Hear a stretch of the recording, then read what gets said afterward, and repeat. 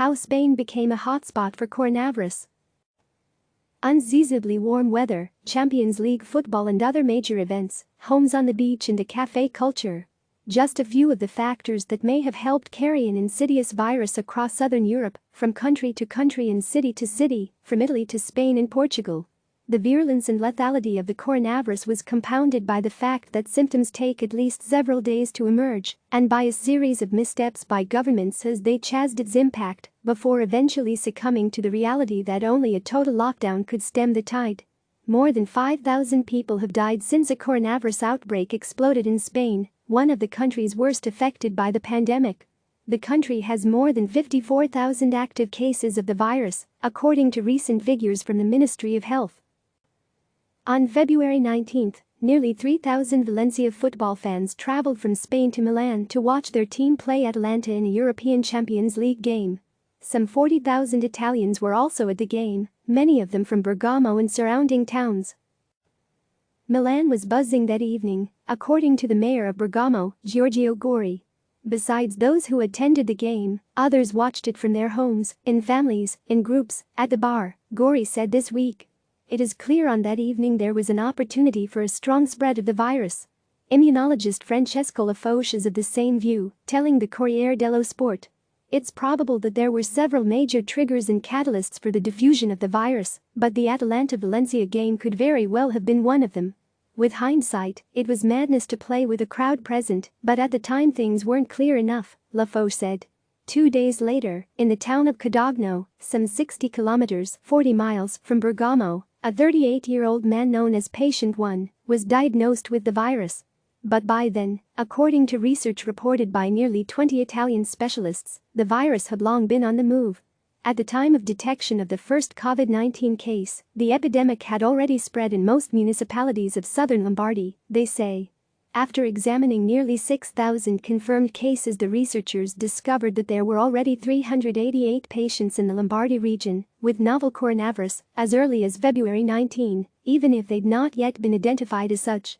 In the week that followed, the Codogno area, as well as several neighboring towns in southern Lombardy, experienced a very rapid increase in the number of detected cases, the researchers note.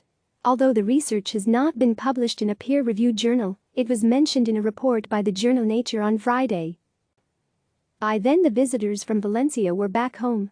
One of them was sports journalist Kike Matu. He told CNN that 4 days after returning home he had a cough and difficulty breathing. A few days later, I decided to go to the hospital because by then there was an explosion of coronavirus cases in Lombardy. On February 27, a health department spokesman in the Valencia region confirmed to CNN 6 new cases of coronavirus in the city. 3 days later, a Portuguese man who had visited Valencia tested positive after returning home. Matu passed it on to 4 of his co-workers, and Valencia Football Club would later report that more than a third of their players and coaching staff had tested positive for the virus.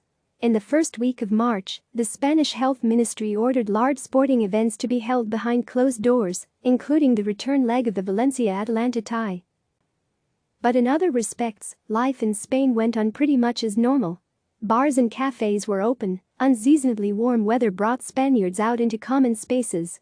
Rallies for International Women's Day on March 8 brought tens of thousands onto the streets across Spain, including a crowd estimated at 120,000 in Madrid. 2 female cabinet ministers who attended the event later tested positive for coronavirus, although it's not known how they contracted the virus.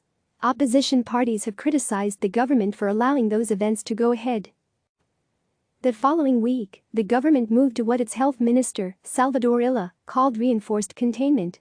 The main measure was to close schools and universities in Madrid from March 11. But this may not have had the intended effect.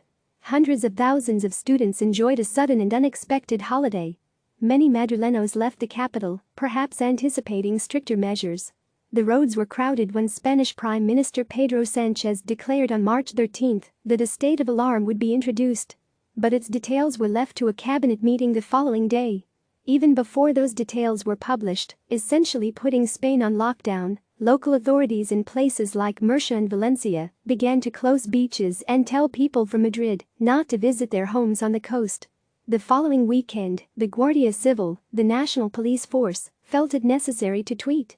Do not travel to your second residence at the beach, in the mountains or in the town. The overall response seemed disjointed, complicated by familiar rivalries between the central government and the regions, especially Catalonia.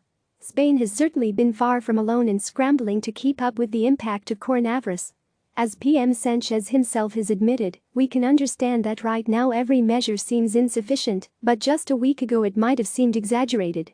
Limiting freedoms is something a democratic government can do only when it is absolutely necessary, he told a session of parliament. Spain is still haunted by the Franco era and his iron rule from Madrid. On Thursday, Health Minister Salvador Illa spoke of a phase of stabilization in the trend of diagnosis, a hope echoed by the director of Spain's Center for Health Emergencies Fernando Simon. Even if true, the strain on the health service, which Spaniards are proud of, will continue for weeks to come. Thousands of health workers have been infected. The cost to the economy of the lockdown, now extended for 2 more weeks, will deepen. The Spanish government is demanding more forceful action from the European Union to finance recovery. And some awkward questions will begin to be asked. The government is already being sued by a Madrid attorney for allowing the March 8 rallies to go ahead. And Kike Matu, now recovering in Valencia, is one of many thousands of Spaniards who are angry. Instead of isolating people, the government invited people to go out to the streets. And this is a huge irresponsibility. Click subscribe to receive the latest news.